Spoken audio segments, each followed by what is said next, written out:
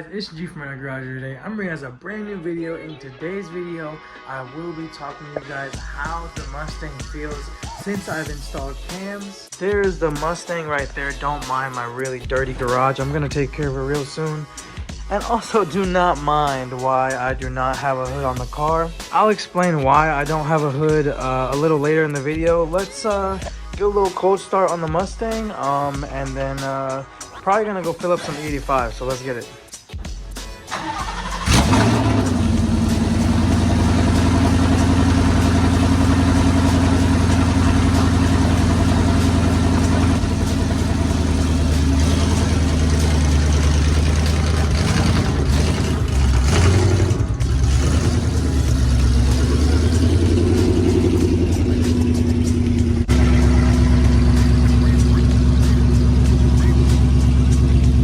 Okay, so before I head out of my house, I guess I'll explain to you guys real quick why I don't have my hood on the car. So a few days ago, I didn't really film it or anything.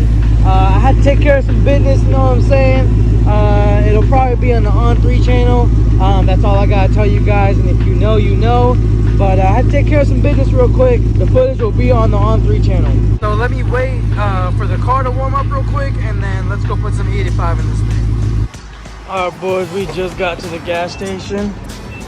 Got the 85 handle. Okay, this is the only 85 pump working. I don't know why. I'm gonna walk up to the other ones and show y'all.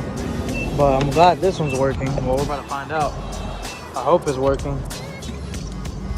Oh yeah. I don't know why the 85 pumps around my area have been geeking. Like, usually they're either out of 85 or it's just not working. Like this one just says please pay inside and EO1, whatever the fuck that means. I don't want to go inside, man. I'm dressed all bummy and stuff. I'm not going inside. I'm gonna probably get a full tank of 85. Guess how much you think it'll be? The 85 is expensive now, $2.29 or $2.22.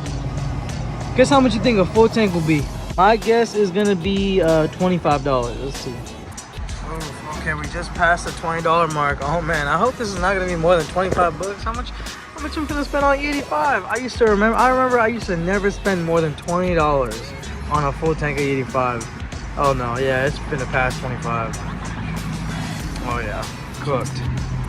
How much I'm gonna spend? 30? Oh my god, no way. You guys think I'll spend 30 bucks? Okay, 27. That's not bad. Almost 28 bucks. Shit, I'm real close to 30 bucks. I just had Nico drive by. I'm dead. Alright, so I heard like a little Mustang in the background. I got sidetracked, and it was actually Nico driving by. But it just started raining real quick. I don't know if it's still raining. I think it stopped. Okay, it's barely raining now, but it's still raining. So I'm gonna have to wait till it completely stops. It's not even supposed to be raining. It doesn't even look like it's gonna rain, but you guys know Houston weather, so it just rained a little bit. I can't really go out anywhere because I have no hood and my intake's open.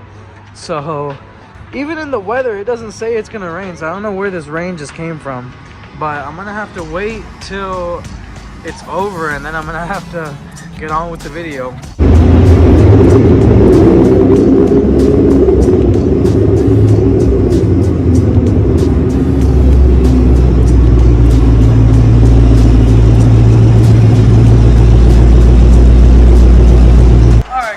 What is up? I am finally at a spot that I can record in. I had to come to the parking garage because it is kind of drizzling and I don't want water to go into my intake and my non-existent hood. In today's video, I will be talking to you guys about how the car feels with the cams.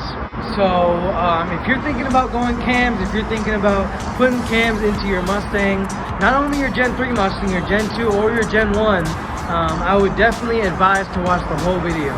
So for those of y'all that don't really watch my channel, this is my 2018 Mustang. It has a Cobra Jet on it. It has stage 2 NA comp cams. It's got 2-inch headers. It's basically full bolt-on cam and an E85. And then it's also on a full drag setup, full bill of specialties drag setup. And then it's obviously got the curtains inside. Alright guys, so before I actually get into the video, I want to get some cinematic clips and show you guys how the car looks now, because it's been a while since I've gotten some cinematics of this car.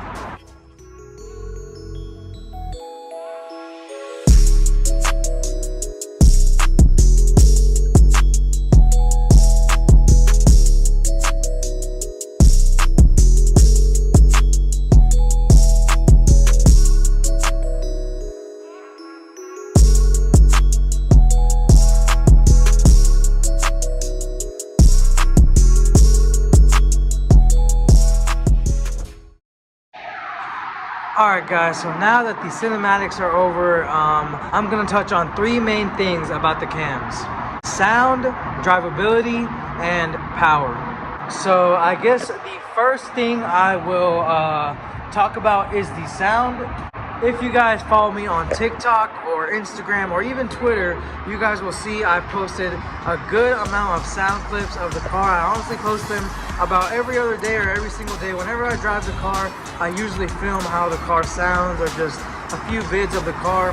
So I know a lot of you guys are wondering, or a lot of you guys probably already know, that when you put cams in a Coyote Mustang, it does not chop. Since my car is basically open headers, it's dumped. It has like 1-inch piping after the headers, like 1-inch like length. When I start the car, when it's a cold start, it does chop here and there. And before the cams, I mean, it still like would not chop, but it would like idle funny here and there, just because the engine is basically breathing a lot more.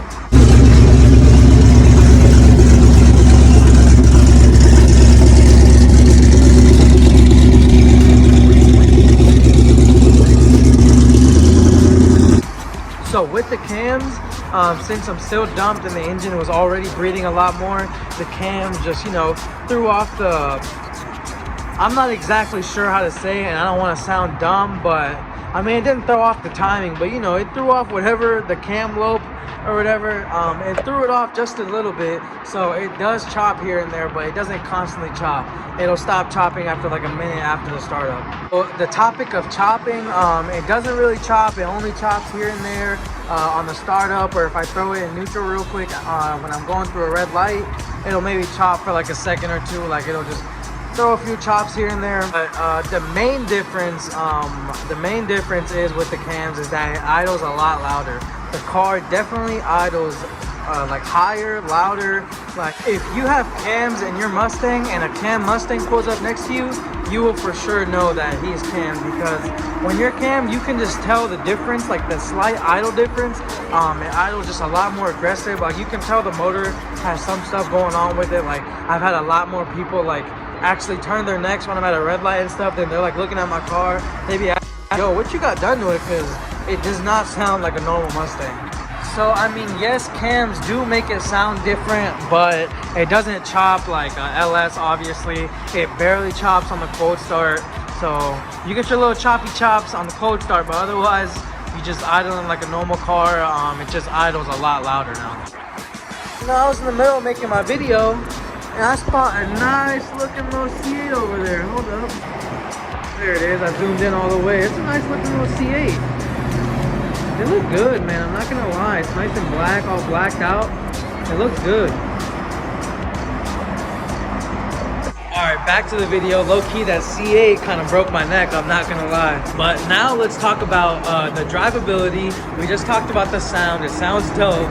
But now let's talk about the drivability. Alright, so, oh, someone's sending it on the highway. But the drivability, honestly, it drives pretty much the same. Like, it drives kind of the same. I mean, they're not aggressive cams. I have not really seen any companies make custom grind cams for these cars. Not that I know of, but these are just off the shelf stage 2 comp cams. So it drives kind of the same. I mean, I added the Cobra Jet and everything. So yeah, I mean, it drives pretty much the same. I wouldn't say it drives like a stock car, obviously, but it does not drive super aggressive. I didn't really have to like really learn how to drive it again, because I know when you cam an LS, you kind of gotta like get the hang of it. You know, when you're like getting the biting point right with the cams, you gotta kind of time it right. But with this car, it pretty much drives the same. So I would for sure say the drivability is not that much different. Alright, so now let's talk about the third thing and then we'll end off this video. The third thing is the gains, and honestly, I'm not gonna lie, the gains were solid. Like, I was impressed by the gains. Like, it made the car feel so much faster than it was before. It for sure gained a cool 40 to almost 50 horsepower. I would say a cool 45 horsepower with the cams. I mean, that's at least what Lund told me. I still have to dyno tune the car. I mean, not dyno tune, but I might get a dyno tune, but I definitely need to dyno the car. That's probably coming soon. But yes, definitely the power gains were there. I mean, ever since the cams, I've been beating cars that I was nowhere near before, or I'm close to cars that I was nowhere near before. And the way the car's pulling, I can definitely tell it's a lot faster. Like, it feels crazy. You guys have obviously seen my pose video and stuff, so from there you guys can tell how the car feels. I'll tell you guys from a first person point of view, the car feels nuts when I'm getting on it. So, I mean, yeah, this has been the video of me pretty much explaining how it feels to drive a Cam Coyote. If you guys were interested or curious, or you guys are thinking about going cams in your Coyote, then I hope this video helped you. But for sure, I would recommend it. It feels amazing. And one thing I'll say right now, if you are going cams, then you definitely need a nice little Cobra Jet, because these help the cams out a lot. Alright, well, I appreciate you guys watching this video. I hope you guys enjoyed. Be sure to like, comment, and subscribe on this video, and I will for sure catch you guys in the next one. Peace.